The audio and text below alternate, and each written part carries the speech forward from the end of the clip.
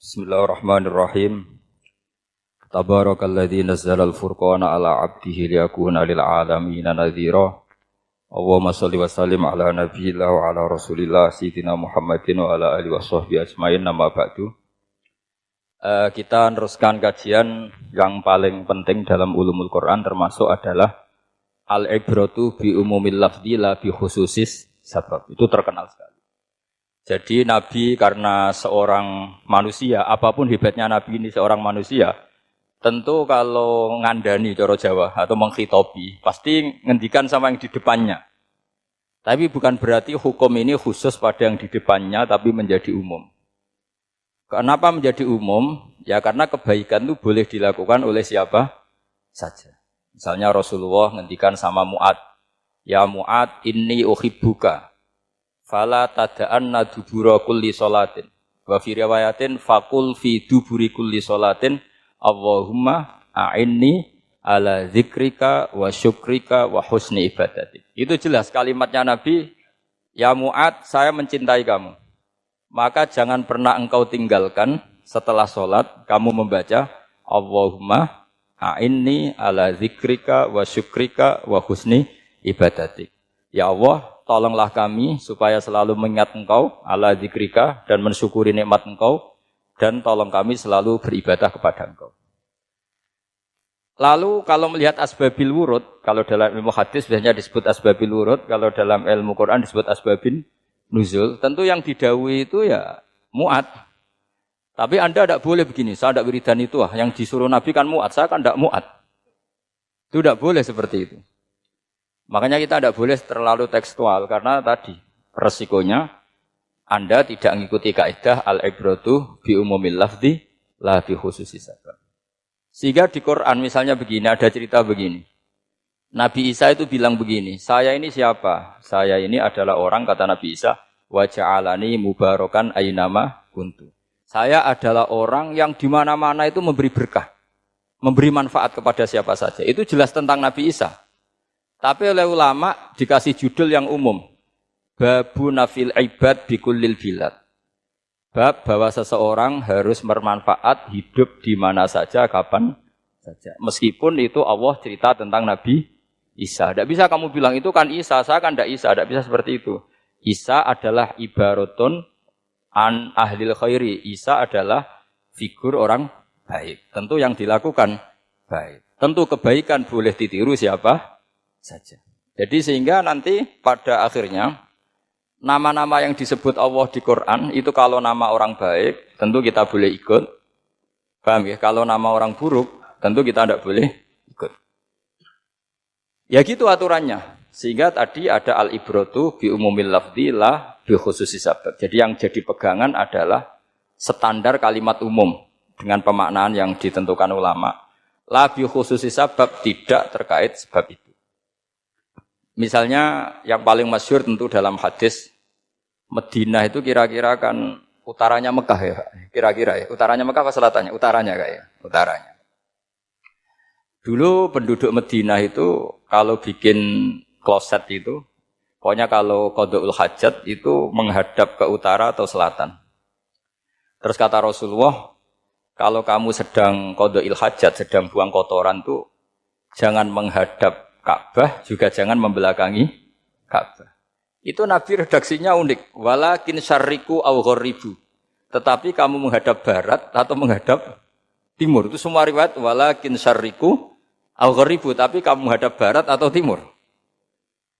Nah, artinya apa? Kata syarriku aw gharibu adalah binisbat di ahli Madinah. Karena orang Madinah posisinya di utara Mekah. Sehingga kalau menghadap utara atau selatan berarti menghadap Ka'bah atau membelakangi Ka'bah, dan itu tidak boleh dalam proses qada'il hajat, masbak kotoran. Terus Nabi memerintahkan menghadaplah ke barat atau ke timur. Nah, al-ibratu bi umumil lafzi la bi khususi sabab juga direvisi oleh ulama begini, kecuali sebab itu ada ilat. Maka kalau demikian yang dimenangkan ilatnya bukan teknya. Saya ulang lagi, yang dimenangkan ilatnya bukan teknya. Kayak tadi, di hadis itu kan Nabi ngintikan apa? Tetapi menghadaplah barat atau menghadap ke timur. Tentu orang Indonesia malah kalau itu kebalikannya. Orang Indonesia kalau ke barat atau ke timur kan malah menghadap Ka'bah atau membelakangi Ka'bah. Di sini pentingnya ijtihad. Dan ijtihad ini lazim, bukan harus Imam Syafi'i atau Imam Malik. Semua orang normal pasti tahu proporsi kalimat tadi. Karena ada aturan al-hukmu yaduru ma'ilatihi wujudan wa adaman. Gitu seterusnya. Ini penting saya utarakan. Sehingga ketika Rasulullah sedekah dengan dinar dikasihkan fakir miskin atau dirham dikasihkan fakir miskin, pikirannya ulama adalah sedekah dengan mata uang yang berlaku saat itu.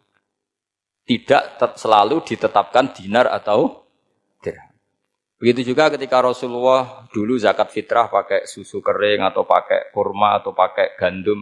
Ulama semua bilang yang penting kuti ahlil balad. Yang penting makanan pokok di negara itu. Dalam konteks Indonesia tentu apa? Beras. Ini penting saya utarakan karena tanpa mengkaji ulumul Quran seperti ini. Dan kita insya Allah bulan depan saya langsung bawa kitab Itqan. Di situ ada beberapa contoh. Harus seperti itu. Karena kalau tidak terikat sebab, itu nanti takutnya ayat umum menjadi liar. Misalnya begini, pernah ada aliran sesat dulu. Kebetulan di Jogja itu, saya lihat di TV. Entah salah kiainya, entah salah dosennya, entah salah siapa. Atau salah orangnya agak stres, tidak tahu saya. Semoga salah orangnya itu sholat menghadap ke 4 arah. Alasannya Allah enggak ada di mana-mana, ya sudah di barat. Rakaat kedua ke utara, rakaat ketiga ke timur, rakaat keempat ke selatan. Itu uniknya itu ngawurnya lah, bukan uniknya. Ngawurnya itu dalil fa'ena matuwallu fatamma wajhuwa. Kamu hadap kemana saja di sana ada ridha Allah. Sehingga semua ulama ketika bikin kaidah al-ibratu bi lafdzi la bi khususi sabab selalu menyertakan kecuali khusus sabab ini ada illatul hukmi. Maka itu enggak jadi. Kayak ayat tadi, kalau kamu pakai umumnya lafaz itu kan boleh sholat menghadap mana saja. Nah makanya Imam Syafi'i ketika ditanya, lalu ayat ini proporsinya gimana? Kata beliau, fis safar. Orang yang sedang di pesawat, mau sholat, tentu masuknya fatamma wajibah. Jadi dalam kondisi bepergian, yang kita ingin sholat, maka pakainya ayat seperti itu. Tapi kalau kondisi nomor, fawal liwajaka syatral masjidil haram. Jadi makanya ini penting ngaji ulumul Quran. Kita tidak bisa hanya megang terjemah atau megang apa, kemudian kita fatwa atas nama Quran dan hadis. Sehingga dulu syaratnya memang ketat, harus hafal Quran, hafal hadis, menguasai usul fikih, menguasai macam-macam. Karena tanpa itu memang tidak bisa. Sampai Ibnu Abbas ngendikan, kamu jangan pernah fatwa pakai Quran. Fa inna lahu wujuhan katsirah, karena Quran punya sisi yang banyak. Walakin hajuhum bisunnah. Kalau kamu adu hujjah, pakailah sunnah Rasulullah SAW. Karena di situ penjelasan Quran. Misalnya tadi Rasulullah ketika kondisi normal pasti sholat menghadap Ka'bah. Jadi kalau bepergian nanti unta, kata riwayat-riwayat, ainama tawajjahat bihi rakhilatuh, kemana saja posisi unta menghadap. Ada ulama berpendapat itu khusus sholat sunat. Kalau sholat fardu dalam kondisi ada punya mobil harus berhenti. Ini madzhab Syafi'i. Jika misalnya saya, Pak Harsoyo, Pak On, bawa kijang, mobilnya sendiri, kalau sholat fardu jangan mentang-mentang pakai kendaraan terus menghadap sekenanya. Kalau mau ke Banyuwangi berarti menghadap ke timur. Itu yang boleh hanya sholat sunat. Kalau sholat fardu harus berhenti. Karena kijang ini dalam kendali Anda. Kecuali dalam surah yang kendaraannya tidak dalam kendali Anda. Misalnya kita naik pesawat. Jadi harus dibedakan. Jangan mentang-mentang Nabi sholat di unta kemana saja menghadap. Tapi konteksnya kan unta ini, cara berpikir unta ini dalam kendali Nabi. Tapi kalau pesawat kan tidak. Jelas ya? Jadi makanya ini pentingnya proporsional. Jadi kalau kita naik kijang misalnya mau ke Banyuwangi, kalau waktu duhur ingin sholat ya harus berhenti. Karena yang aina matawat jahat bihi rakhilatuh, kemana saja kendaraan membawa kita, itu dalam konteks sholat apa? Sunnah. Jadi ini pentingnya ulama. Ini yang dikatakan al-ulama warasatul anbiya. Karena sanad ini musalsal, terurut sampai Rasulullah SAW. Terus ada lagi ayat umum yang akhirnya jadi judul umum. Misalnya begini. Kita tahu cerita Nabi Khidir, di antara ceritanya ada satu kampung itu pelit. Makanya orang pelit itu wajib didendami. Karena Nabi pun itu baik-baiknya orang. Kalau sama orang pelit tetap dendam. Karena buruk-buruknya orang itu orang pelit. Tahu kan alamatnya orang pelit? Qoribun minan nar. Ya dekat-dekat neraka itu. Karena al-bakhil qoribun minan nar ba'idun minal jannah. Jadi kalau sama tanya alamatnya ya deket-deket neraka. Singkat cerita, Nabi Musa dan Nabi Khidir itu kecapean sekali masuk satu kampung. Karena saking kecapean, lapar, minta kampung itu menyediakan makanan. Istatama itu mereka minta makan, saking laparnya, saking karena di perjalanan yang melelahkan. Istatama ahla fa'abau ayudhayifuhuma. Tapi kampung situ kampung pelit. Jika semuanya tidak mau yang ngasih apa? Makan. Tapi pas mau keluar dari kampung, ada tembok, ada kayak prasasti itu, yang mau roboh. Yang mau apa? Roboh. Terus sama Nabi Khidir, tembok yang mau roboh ini ditata. Ditata jadi baik lagi. Nabi Musa kata Nabi Musa, kok kurang pegawaian mau medit, pagri mbok urusi. Jadi makanya dendam sama orang meditnya agak sunat. Karena Nabi Musa juga marah sama Nabi Khidir. Orang kayak kampung kayak gitu pelit kok temboknya apa rusak kamu benahin gitu. Terus Nabi Khidir menjawab, wa amal jidaru fakana lulamaini yatimaini fil madinati wa kana tahtahu kanzul lahuma wa kana abuhuma sholiha. Begini loh, tembok ini adalah penyimpan harta. Penyimpan harta untuk anak yatim.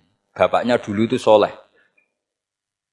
Artinya terus dibabkan oleh ulama, babu ikrami sibyanil mu'minin. Bab kita memuliakan anak-anak orang soleh. Sehingga dalam adat kita menghormati Habib, menghormati Gus, menghormati anak pahlawan, menghormati orang-orang yang dulu berjuang kepada untuk Indonesia. Karena di antara yang dipertimbangkan Nabi Khidir adalah wakana abuhuma sholihah. Tentu kita menghormati putra-putri yang dulu mendirikan UII, macam-macam. Ya tentu proporsional, tapi tetap saja dapat poin dulu atas nama putra pahlawan, putra orang-orang soleh. Karena Nabi Khidir ketika mempertimbangkan itu, alasannya wakana abuhuma sholihah. Terus fa'aroda rabbuka yabluhu ashuddahuma wastakhrijakan zahuma. Tentu Allah ingin kalau tembok ini roboh, kemudian kelihatan khazanahnya atau tabungannya, nanti dipakai orang-orang zalim. Kalau dipakai orang zalim, maka yang berhak tidak mendapatkan. Sama, negara ini itu dimerdekakan oleh para pahlawan supaya dikelola secara kesolehan, supaya dikelola secara orang baik. Maka orang soleh semua harus ikut kompetisi dengan tanda kutip merebut negara. Karena apa? Tapi tentu tidak perlu chaos, tidak perlu anarkis, karena tentu kemerdekaan ini dibela-belain supaya kita jadi baldatun thayyibatu wa rabbun ghafur. Sama, pertimbangannya Nabi Khidir, kalau ini kebongkar tersibak, pasti diambil orang-orang zalim. Dan akhirnya yang yatim tadi tidak dapat. Akhirnya dibabkan lagi di bab tertentu. Bab menjaga harta supaya tidak dikuasai orang zalim. Jadi akhirnya menjadi sekian varian ilmu. Pertama, varian ilmu bab menghormati anak orang soleh. Terus bab supaya harta ini tidak dikuasai orang zalim. Dan seterusnya. Nah saya harapkan nanti dengan ulumil Quran kitab Itqan itu, nanti aturan-aturan seperti itu tertanam pada Anda. Sehingga sebetulnya ulama fikih yang ngarang kitab sampai satu boto-boto itu sebetulnya ya normal-normal saja. Kalau sampean sudah mengkaji ilmu yang kayak saya kaji itu normal-normal saja. Misalnya begini, saya beri contoh ya. Orang munafik itu disifati Allah gimana? Wa idza qamu ilas sholati qamu kusala. Orang-orang munafik adalah orang ketika mau sholat itu bermalas-malasan. Terus kitab Fathul Mu'in atau Fathul Wahab atau kitab semua kitab fikih bikin judul gini. Saya masih ingat takbirnya. Wa yusannu nasyatun li sholatin. Disunatkan kalau sholat itu ketok gumrigah, ketok semangat. Fa inna Allaha ta'ala dzamma tarikihi. Karena Allah mengkritik atau menyalahkan orang yang kalau sholat itu tidak nasyat, tidak gumrigah, tidak semangat. Mergo seperti itu adalah fi'lul munafikin. Perilakunya orang munafik. Terus ditulis wa idza qamu ilas sholati qamu kusala. Artinya di situ Allah mengkritik orang munafik. Kenapa? Karena kalau sholat malas-malesan. Anda ingin bersifat kayak orang munafik apa bersifat kayak Rasulullah?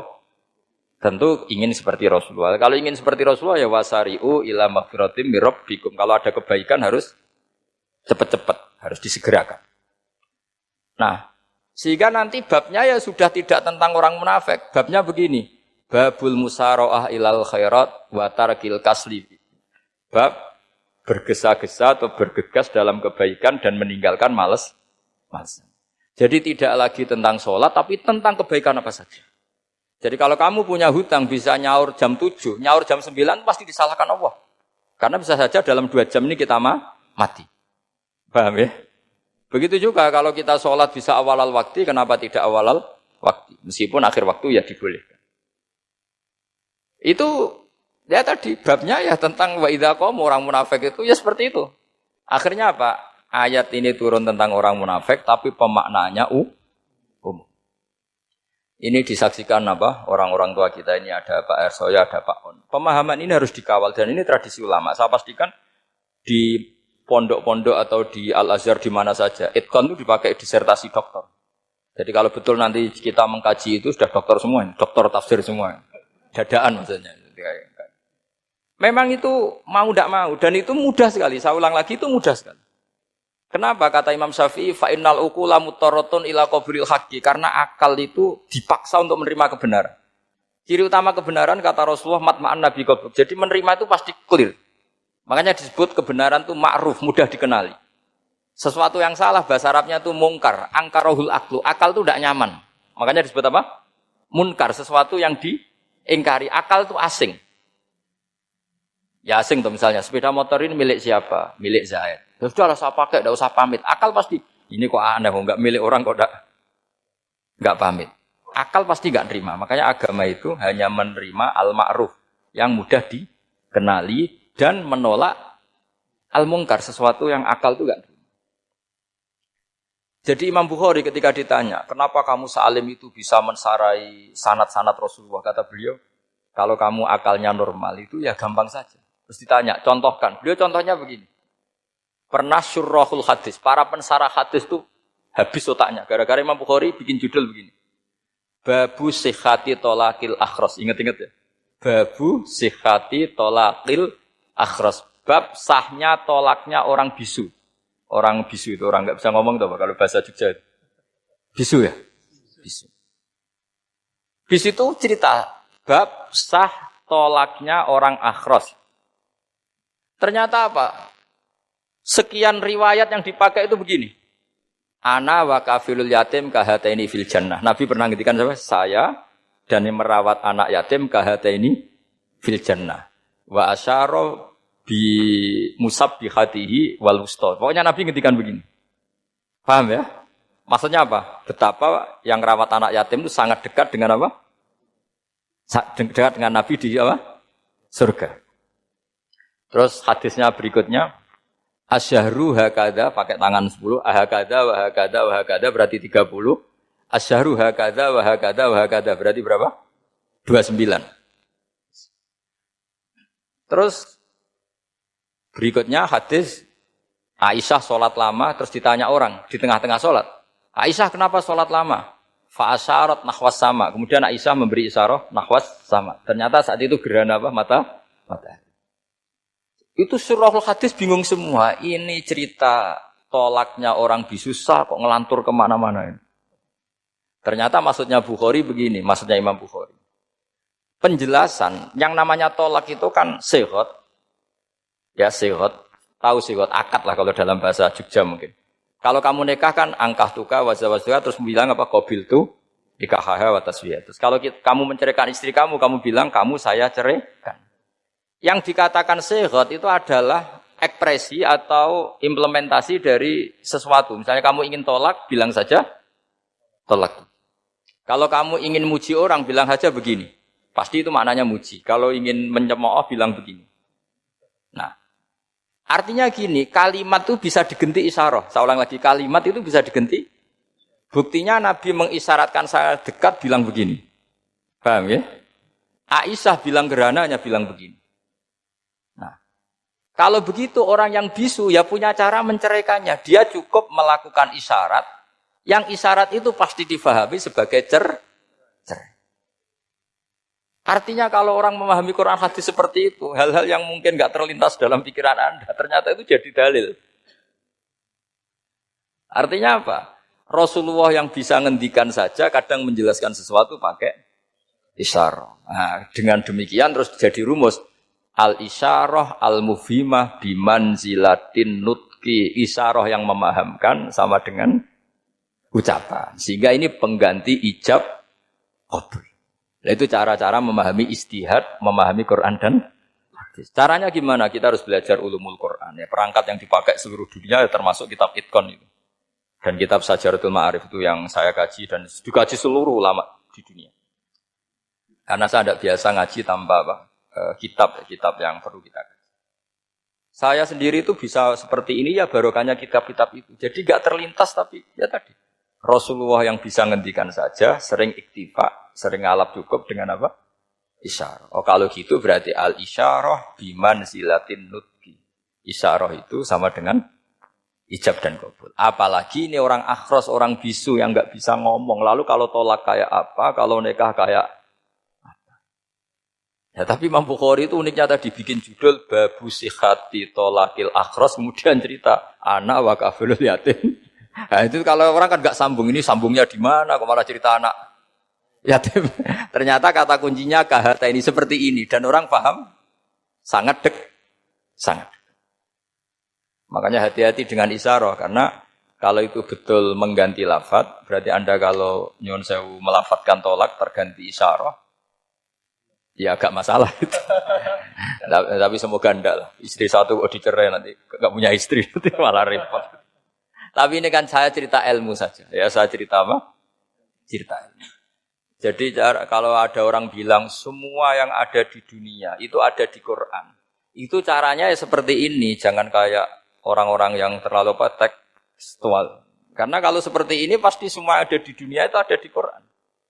Karena cara pemahamannya seperti ini. Saya sering ditanya, kenapa bumi ada likuifaksi macam-macam. Memang dari Quran, bayangannya Quran seperti itu. Amin tuman fis sama ayyakhsifa bikumul ardo fa idahiyya tamur. Memang dari awal Allah bikin bumi ini potensinya malah likuifaksi. Potensinya itu melumer. Tamur itu memang maknanya melumer. Dan ketika Allah nyifati bumi, wal ardi dhatis sod, sodun maknanya pecah. Dan Allah tidak sekedar mengatakan pecah, dhatis sod, sifat dasar bumi itu mudah pecah. Jadi kalau dhati itu sifat dasar. Jadi meskipun Quran tidak meneliti spesifik kayak para ahli gempa, tapi dari awal Allah ngendikan bumi itu dzatis sod wal ardi dzatis sod. Bumi adalah berkarakter pecah. Kenapa berkarakter pecah? Karena dari awal bumi ini lempengan-lempengan. Di Quran ya dijelaskan gitu. Wa fil ardi qita'um mutajawirat. Bumi ya kelihatannya banyak, kelihatan satu, sebetulnya dari qit'ah, dari potongan. Lah qit'ah itu jamaknya qita'. Terus disebut mutajawirat, saling berdampingan. Kalau dalam bahasa Arab, berdampingan itu berarti sel-selnya beda. Kalau bahasa Arab bilang sesuatu yang bercampur namanya mukhalatoh, jadi satu. Kalau yang beda jenis namanya mujawarah. Nah, Al-Quran itu bilang wafil ardi qita'um mutajawirat. Bumi ini karakternya, per potongan-potongannya karakternya beda-beda. Sehingga memang potensinya bumi ini hancur. Apalagi dari awal memang dipersiapkan mau dihancurin. Makanya enggak usah takut kiamat, memang rencana Tuhan mau dihancurin gitu. Makanya sanggup takwa saja. Kalau ingin menghentikan penghancuran ini tidak bisa, itu sudah dalam rencana Tuhan pasti dihancurin. Makanya kalau orang sufi ditanya, kenapa tidak bangun rumah? Tuhan aja mau rencana menghancurin bumi, kok usah rumah tak tata nanti juga hancur. Gitu. Tapi kalau di Islam kota saya ngomong gitu kan dia wah ini orang enggak jelas ini kan gitu.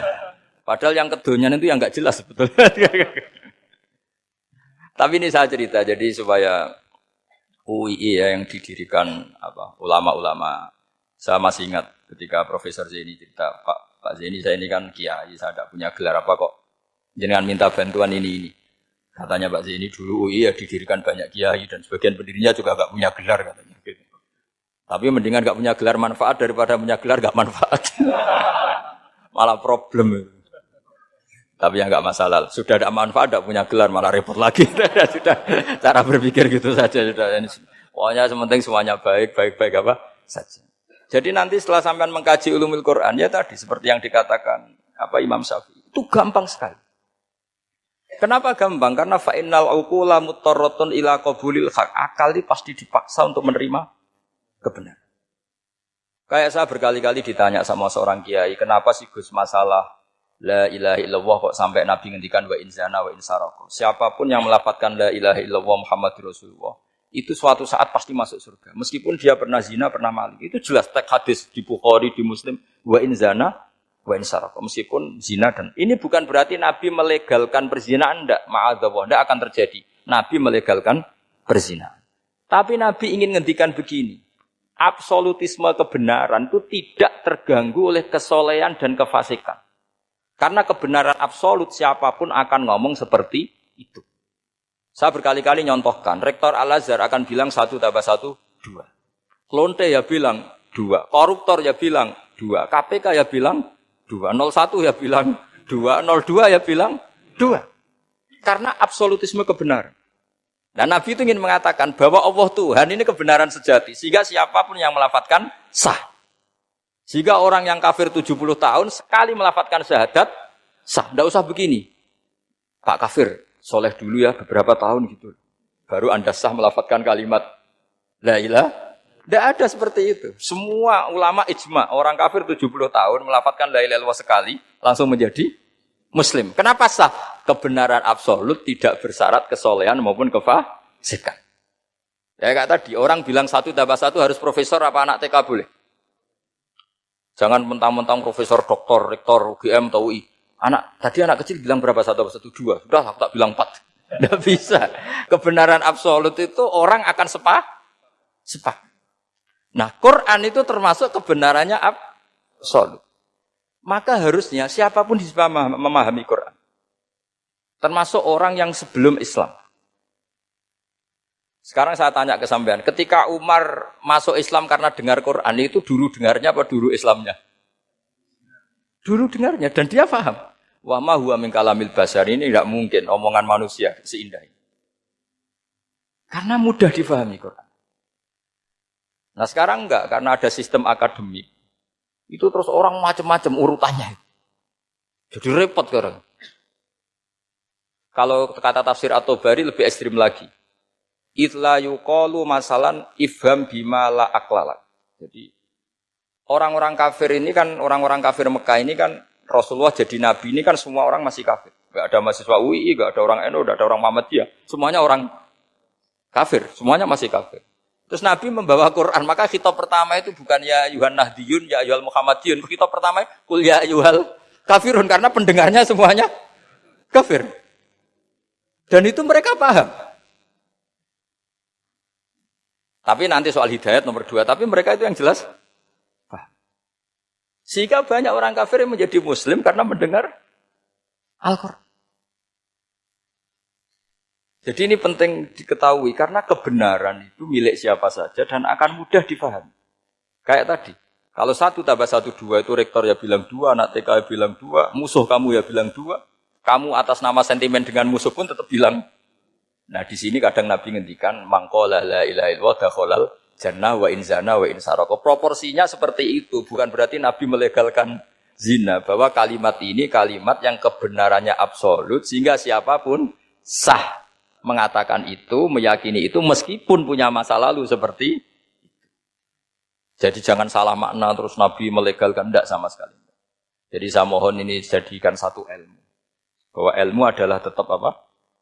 Sehingga ada ayat kulil ladzina kafaru iyantahu yughfar lahum ma qad salah. Katakan kepada orang-orang kafir sekali menghentikan kekafirannya yughfar lahum ma qad salah. Maka kekafiran di masa lalu dianggap hilang dan dia hanya dengan status yang sekarang yaitu seorang mukmin.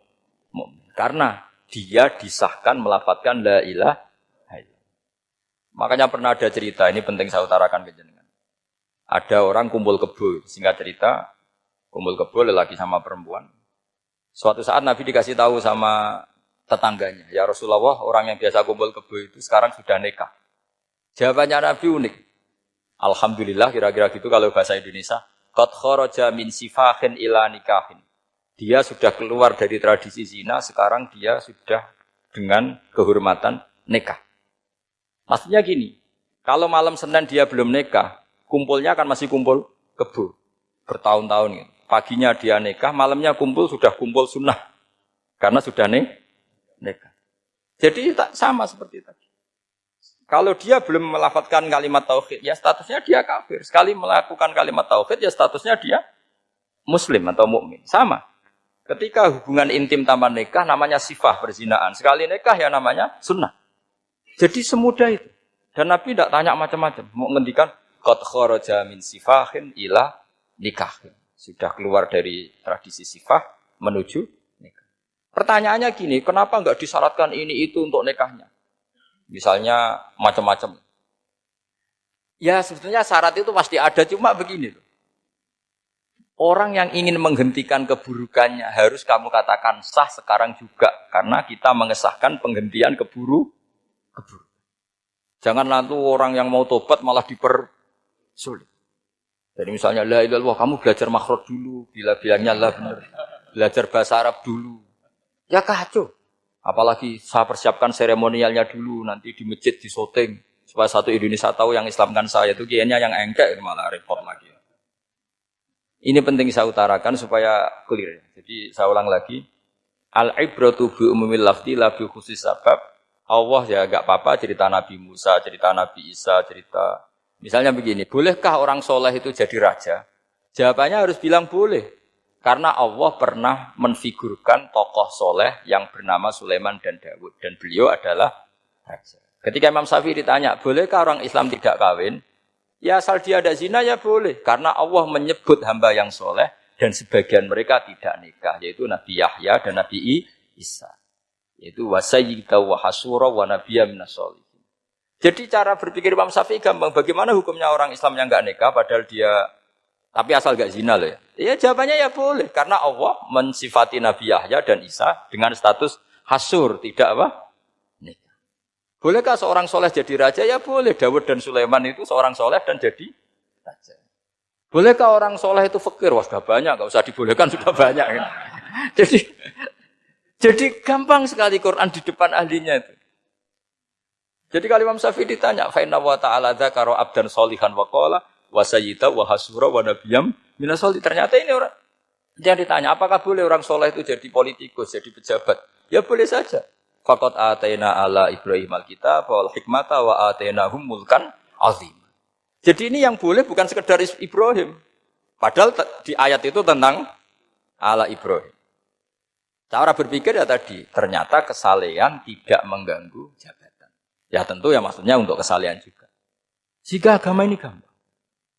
Makanya kalau ada yang tanya, bagaimana perempuan punya aktivitas? Ya jawabannya asal kebenaran ya boleh. Allah cerita Bilqis dan itu raja perempuan. Di hadis banyak kecakapan Aisyah memimpin, macam-macam. Jadi gampang saja. Nah, kenapa sekarang banyak orang berdebat tentang Quran dan nyuwun sewu sampai pada level gontok-gontokan ekstrim? Karena mereka enggak mau belajar ulumul Quran. Kegiatannya debat, tukaran. Yang bingung kita, yang waras ngalah lah kira-kira gitu. Ini enggak pernah ngaji Quran, gegernya. Ya kacau. Ada ulumul Quran, itu yang namanya kitab Al-Itqan. Dan itu dibukukan oleh ulama. Dan gampang sekali. Pernah ya Sayyidina Umar ketika Futuhat, beliau sudah Futuhat itu mengalahkan musuh-musuh Islam yang memusuhi Islam. Perlu dicatat musuh-musuh Islam yang memusuhi Islam. Karena kalau yang tidak memusuhi Islam nggak boleh dimusuhi juga. Ya. Singkat cerita ditanya, kenapa kita tidak tasakuran besar-besaran? Kita kan sudah menang. Padahal disambut sedemikian rupa. Jawabnya Umar apa? Inna wa ta'ala qad ayyara qauman faqala adhabtum thayyibatikum fi hayatikumud dunya wastamta'tum biha. Allah itu mengkritik kelompok kaum yang dalam hidupnya itu foya-foya. Maka saya akan mengurangi foya-foya itu supaya saya menyisakan jatah foya-foya saya sampai di surga. Nanti orang kafir ketika dimasukkan neraka di antara taubehnya Allah. Taubeh itu ya semacam kayak disalahkan gitu. Adhabtum thayyibatikum fi hayatikumud dunya, jatah-jatah kenikmatan kamu, salah kamu habiskan di dunia. Sehingga kita harus pernah pas enak-enak tidur, tahajud, wiling-wilingan, ngurangi jatah. Sayyidah Aisyah tuh cantik sekali, tapi sudah turu mujur di depan Nabi, Nabi tetap sholat. Kalau sampai istrinya tidak cantik saja, nggak pernah tahajud. Itu masalah besar, itu Aisyah itu kenangannya Aisyah. Saya ini kurang cantiknya. Sampai Nabi kalau sholat digoda tidur di depannya. Masyhur. Wa ana muqtaridotun. Saya tidur malang di depan Nabi. Nabi kalau berdiri sikilnya aku tak dojorno. Kalau Nabi mau sujud tak ingkert. Nabi terus saja tahajud. Dan saya yakin itu sunnah, tidak ada yang niru itu. Aisyah loh, bukan yang Saudah. Aisyah. Di semua riwayat itu. Kalau Saudah kan mungkin, wah pantesan Saudah kan gitu. Ini Aisyah. Terus ada cerita lagi, betapa Rasulullah memang Nabi betul. Aisyah itu istrinya paling cantik. Kan yang nyanyi cantik itu hanya Aisyah, Zainab sama Sofia. Kira-kira rivalnya itu. Ya rivalnya itu kira-kira. Ya sebagian ya cantik tapi enggak sekelas ini. Rasulullah itu malam-malam keluar. Terus pikiran Aisyah pasti ke sebagian rival saya. Doroh itu maru kalau coba. Dibuntuti sama Aisyah. Nabi enggak tahu kalau dibuntuti Aisyah. Ini hadis riwayat doa masuk kuburan.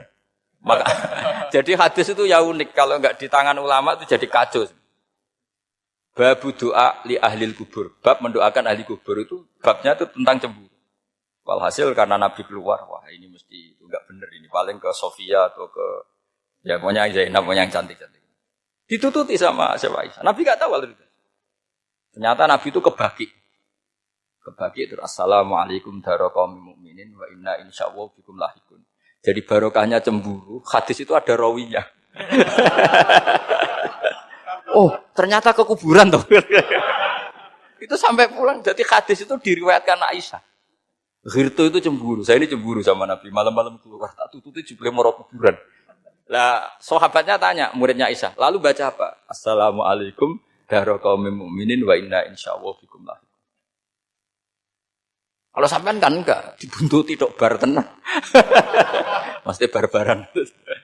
Jadi ini penting saya utarakan. Jadi cobalah ulumul Quran dikaji secara baik. Insya Allah nanti maknanya Quran itu mudah. Karena memang sesuatu itu harus ada ilmu. Ya sesuatu itu harus ada ilmu. Banyak ulama itu nangis karena mudah memahami rahmat Allah. Abu Yazid Al-Bustami itu jadi wali bukan karena banyak wiridannya. Enggak. Dia setiap makan itu memuji begini. Ya Allah, engkau itu tidak butuh saya. Tapi kenapa ngasih makan saya? Kalau majikan ngasih makan karyawannya kan supaya mau kerja. Semua kebaikan manusia itu pasti ada imbalannya. Tapi engkau itu tidak butuh apa-apa. Kenapa ngasih nikmat kepada manusia padahal engkau tidak butuh? Itu kan aneh betul. Kalau apapun ikhlasnya orang, kalau ngasih itu kan ada maunya. Meskipun sudah bilang ikhlas. Oh sudah, tapi kalau Allah itu tidak butuh. Misalnya ada orang nyumbang masjid ikhlas. Tetap di hatinya, benak Jumatan Par, Quran yang dindi. Tetap ada kepentingannya. Tapi kalau Allah, sehingga cara mensifati Allah itu luar biasa. Makanya orang jadi wali itu diantara kata Rasulullah, Inna Allaha la yardu 'anil 'abdi idza akalal akla fa yahmaduhu 'alaiha aw yashruba syarba fa yahmaduhu 'alaiha. Allah itu sangat ridho. Orang jadi wali itu kan diridani Allah. Allah itu sangat ridho kalau seseorang makan kemudian dia muji Allah. Coba apa hebatnya Donald Trump kalau enggak makan ya lemes mati. Apa hebatnya presiden seluruh dunia kalau enggak makan ya lemes mati. Orang yang katanya paling top di dunia, itu enggak makan kangkung nyatanya ya lemes. Hebatnya di mana coba? Yang kita puji-puji hebat, ternyata kalau enggak makan itu lemes. Pak Rektor enggak makan lemes, apalagi Pak Onwel enggak makan lemes. Hebatnya apa coba? Nah, terus kelihatan wa khuliqal insanu dhaifa. Makanya ketika Allah mengingatkan orang yang menyembah Isa, Allah hanya menghentikan gini, karena yakulani to'am. Isa dan ibunya itu makan. Maksudnya kalau enggak makan itu ya lemes. Kamu kebayang enggak punya Tuhan terus, Pak Tuhan jenengan lemes, monggo dariin. Kayak apa malunya kita punya Tuhan kalau enggak makan apa? Lemes. Terus nanti cerita, alhamdulillah tadi Tuhan mampir sini. Tadi lemes lah tak kasih makan, bergas lagi. Kan? Makanya uang kritiknya mesti sederhana. Karena yakulani to'am. Kok kamu Tuhan kan gimana? Ini kalau enggak makan itu. Tapi kita sering keliru mengatakan Presiden Amerika itu superpower hebat. Hebatnya di mana seorang manusia? Kalau enggak makan ya. Ini makanya Allah ngendikan wa khuliqal insanu dhaifa. Sehingga banyak para wali itu dekat Allah ketika makan. Bukan apa-apa karena tadi makannya itu enggak kayak sampai ana makan banyak lahap segelegean udah gitu. Itu enggak setiap makan ya Allah betapa lemahnya saya. Yang katanya rektor, yang katanya profesor, katanya orang alim kiai. Katanya pengurus NU, pengurus Muhammadiyah, ternyata kalau tidak makan, lemes. Kerennya di mana lemes? Sehingga terus tawadu, terus macam-macam. Jadi ini penting. Jadi Allah mengingatkan manusia itu dengan makan. Makanya Nabi Rasulullah ngendikan, Allah itu sangat ridho seseorang yang setiap makan muji Allah. Tapi sekarang orang makan itu banyak yang enggak menjiwai. Karena ada aturannya sebetulnya, ngunyahnya sampai sekian kali. Ya, tapi sekarang kan sudah ada seperti itu. Makanya sekarang wali sudah enggak banyak. Pendaftarnya juga sudah ada banyak. Apalagi orang-orang intelek itu sudah agak tertarik daftar wali. Memangnya kalau sudah jadi wali dapat uang, malah repot lagi kalau seperti itu. Tapi ini saya cerita orisinilnya ilmu Quran. Ketika Allah mengkritik Isa itu hanya, ketika dituhankan maksudnya, itu hanya dengan kalimat kana yakulan itu Isa dan ibunya sama-sama. Dan ketika Allah memuja Rasulullah SAW dan para nabi, itu pujaannya itu aneh. Wa ma arsalna qablaka minal mursalin illa innahum la yakuluna ta'ama wa yamshuna bil aswaq. Saya tidak pernah menugaskan para rasul kecuali mereka itu ya makan dan jalan-jalan di pasar. Saya sampai sekarang hampir tiap minggu itu jalan-jalan ke pasar sama anak. Meskipun saya di Rembang Betul gede itu tetap biasa saja jalan-jalan ke pasar. Karena apa? Kata Rasulullah Muhammad, Isa itu sampai dituhankan itu gara-gara jarang makan. Terus orang memitoskan macam-macam. Rasulullah itu kalau makan itu di depan umum, sering di luar rumah. Supaya kelihatan kalau beliau itu manusia. Jadi makannya Nabi adalah nafyun li uluhiyati. Perlu dicatat Nabi Muhammad jadi Nabi setelah dengan tanda kutip tragedi Isa dituhankan. Karena Rasulullah jadi Nabi setelah tragedi Isa dituhankan, maka sisi manusianya itu diperlihatkan. Sampai kalau makan tuh di depan umum. Tapi enggak marung di KFC, enggak ada riwayatnya itu. Di depan umum. Nah, karena kepentingannya itu sehingga makannya Nabi ini ibadah yang luar biasa. Karena menunjukkan sisi kemanusiaan yang akan aman, tidak akan dituhankan. Paham ya? Sama. Seperti kita misalnya kiai atau pejabat. Makan saja enggak apa-apa. Tunjukkan kalau kita manusia. Kalau enggak makan lemes. Dan kalau itu terus dalam hati kita, insya Allah kita orang yang mengimani wa khuliqal insanu dha'ifa. Betapa manusia itu lemah. Nah, tapi kita sekarang enggak. Kalau kita jadi rektor enggak bisa mengendalikan satu kampus. Jadi kiai bisa mengendalikan umat. Pikirannya itu kayak Fir'aun.